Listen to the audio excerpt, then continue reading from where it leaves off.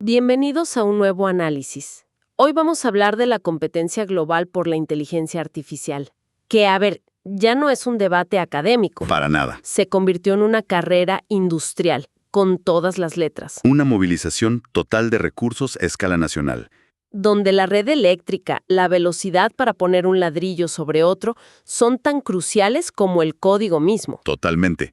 Y para navegar este nuevo escenario, hay una analogía que nos viene como anillo al dedo. La del CEO de NVIDIA, Jensen Huang. Exacto. Él lo describe todo como un pastel de 5 capas. Y eso es justo lo que haremos hoy, basándonos en varios informes estratégicos e industriales de 2025. Vamos a desglosar ese pastel, capa por capa, para entender quién lleva la delantera entre Estados Unidos y China, principalmente. Aunque es clave entender que ya no es solo cosa de 12. Veremos cómo esta competencia está obligando a otras regiones a moverse. Ajá. Y al final nos enfocaremos en los esfuerzos, por ejemplo, de Europa y, claro, de América Latina por construir lo que ahora se llama soberanía en IA. Perfecto. Entonces, para que todos tengamos el mapa claro, las 5 capas son energía, semiconductores, Infraestructura. los modelos de IA en sí, los modelos fundacionales. Y finalmente, las aplicaciones en el mundo real. Lo fascinante aquí, y es la idea central, es que la IA ha dejado de ser solo software. Ahora es un producto industrial. Exacto. Depende de una cadena de suministro completa, que va desde el electrón en una central eléctrica hasta la app en el teléfono. Por cierto, como dato curioso, A ver, el nombre NVIDIA viene del latín invidia. NVIDIA. Sí, envidia. Un nombre que hoy parece una profecía, ¿no? Para una empresa cuya tecnología todos, pero todos, codician. ¡Qué buen dato! Empecemos entonces por la base, la primera capa, la energía. Uno pensaría que lo importante es el código, los algoritmos, Ujú. pero los informes sugieren algo casi contraintuitivo. El mayor cuello de botella ya no es el talento, ni siquiera el capital. No, Es tener suficientes enchufes, por decirlo de alguna manera. Es el factor limitante absoluto. ¿y tan grande es la diferencia? Abismal. Pensemos en esto. Solo en 2024, China añadió 429 gigavatios de nueva capacidad a su red eléctrica. Un momento, ¿cuánto? 429. 429. Para tener una idea de la escala, eso es como construir de cero la red eléctrica de Alemania y Francia juntas, En solo 12 meses. en solo 12 meses. Es increíble. ¿Y Estados Unidos? ¿Cómo se compara? En el mismo periodo, Estados Unidos añadió 51 gigawatts. O sea, casi 8 veces menos. Exacto. Y el problema no es solo la expansión, sino lo que ya tienen. Se proyecta que para 2030 China va a tener unos 400 gigawatts de capacidad de sobra, un colchón enorme. Mientras que Estados Unidos, Se enfrenta a un power crunch, una crisis energética. Sus reservas están en mínimos históricos. o sea que se ve por todos lados. Los informes mencionan 32 reactores nucleares en construcción en China. Frente a solo 2 en Estados Unidos desde 2014. Y en manufactura solar, la capacidad china es de más de 1000 gigawatts, ¿Y Estados Unidos? apenas 26. Es una diferencia estructural, como decías. ¿Y esta limitación de la red que provoca en la industria? Bueno, está forzando a la industria tecnológica estadounidense a buscar medidas, casi desesperadas. ¿Cómo cuáles? Están adoptando soluciones detrás del medidor. Detrás del medidor, ¿qué significa eso? Básicamente, generar su propia electricidad en el sitio para no tener que esperar años por un permiso de conexión a la red. ¿Y cómo generan su propia energía? Con paneles solares en el techo del data center. A corto plazo, con algo mucho menos verde, la verdad. Turbinas de gas y celdas de combustible. Oracle, por ejemplo, firmó un acuerdo masivo por 2.3 gigawatts de generadores a gas. ¡Wow! ¿Y a largo plazo? A largo plazo, la gran apuesta son los reactores modulares pequeños, los SMRs. Podrían ser la fuente de energía limpia y constante que estos monstruos computacionales necesitan. Entendido. China apuesta por fuerza bruta en energía. Pero la energía solo es el combustible. El motor son los chips, la segunda capa. Ahí también aplican la lógica de más es más. Es una excelente pregunta, porque la dinámica es muy similar. Si comparamos un chip contra otro, la tecnología de Estados Unidos sigue a la cabeza. Ok. La GPU Blackwell B2000 de NVIDIA es, a grandes rasgos, 3 veces más potente que el chip más avanzado de Huawei, el Ascend 910E. Entonces la ventaja de Estados Unidos ahí es clara. No tan rápido.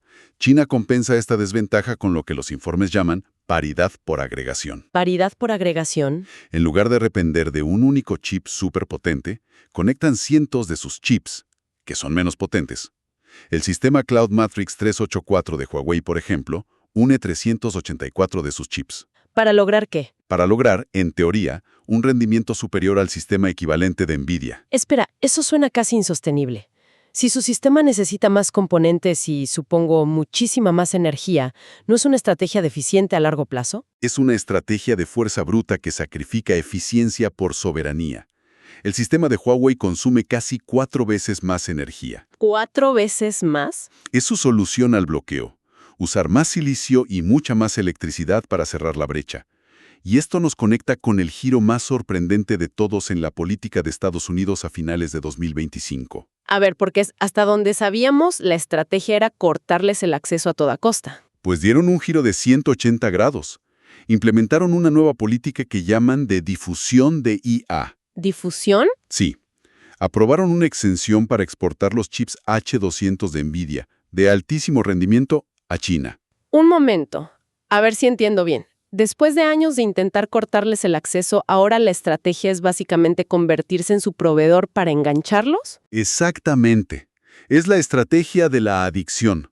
La lógica es que si la próxima generación de IA china se construye sobre la plataforma de NVIDIA, se frena el desarrollo de su propio ecosistema. Los mantiene dependientes. Es una apuesta enorme. Altísima. Y no es solo estrategia. Hay un componente económico directo. ¿Ah, sí? Entre el 15 y el 25% de las ventas de esos chips en China van directamente al Tesoro de Estados Unidos. ¿Y cómo reaccionó Pekín? Me imagino que no están haciendo fila para comprar. Has dado en el clavo.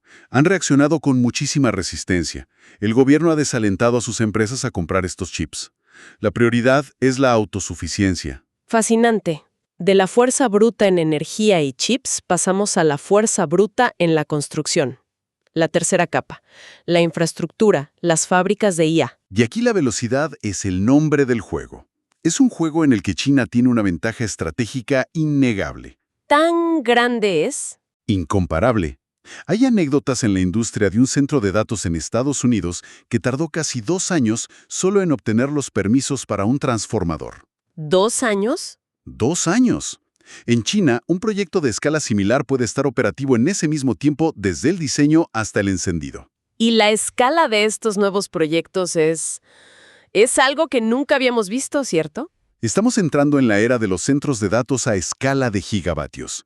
El proyecto Hyperion de Meta, por ejemplo, está diseñado para consumir tanta energía como un reactor nuclear.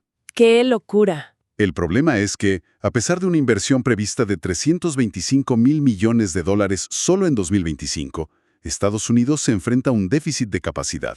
¿De cuánto? De 11 gigavatios. Simplemente no pueden construir lo suficientemente rápido. Entonces no es solo un problema de energía, sino de ladrillos y cemento. Y de todo lo que va adentro, hay otra vulnerabilidad clave: la cadena de suministro de componentes físicos. Como transformadores, refrigeración. Exacto. Transformadores de alto voltajes, sistemas de refrigeración líquida. China tiene una ventaja industrial abrumadora en la fabricación de todo eso. Ok, hemos cubierto el cuerpo de la IA. Energía, chips, edificios. Vayamos al cerebro, la cuarta capa.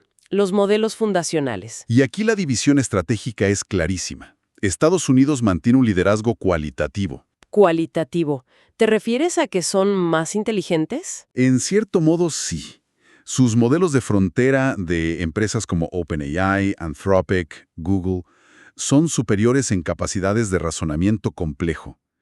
En 2024-2025, produjeron 40 modelos notables frente a los 15 de China. Pero intuyo que China está jugando un juego diferente. Exacto. Su liderazgo es cuantitativo y de ecosistema. Se han enfocado en dominar el código abierto, el open source. ¿Tanto así? El propio Jensen Huang admite que China está muy por delante en este ámbito. Modelos como Qwen, de Alibaba, han ganado una popularidad global enorme. ¿Y qué consiguen con esa estrategia de código abierto? ¿Por qué es tan importante? Aceleran la adopción mundial y posicionan sus modelos como un estándar, sobre todo fuera de Occidente.